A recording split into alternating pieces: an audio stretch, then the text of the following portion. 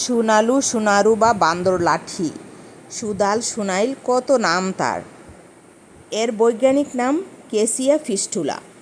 ভারতীয় উপমহাদেশ এবং দক্ষিণ পূর্ব এশিয়ায় স্থানীয় একটি দুর্দান্ত ফুলের উদ্ভিদ।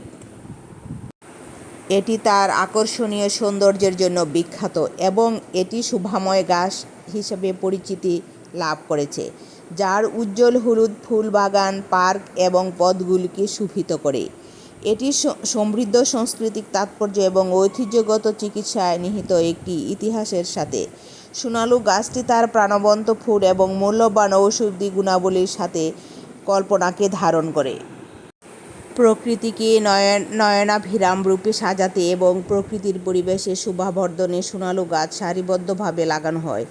অস্ট্রেলিয়ার অনেক সড়কের দুই পাশে সৌন্দর্য বর্ধনের জন্য সারিবদ্ধভাবে একই ধরনের গাছ লাগানো হয়। সোনালু বা বান্দরলাঠি গাছ এদের অন্যতম।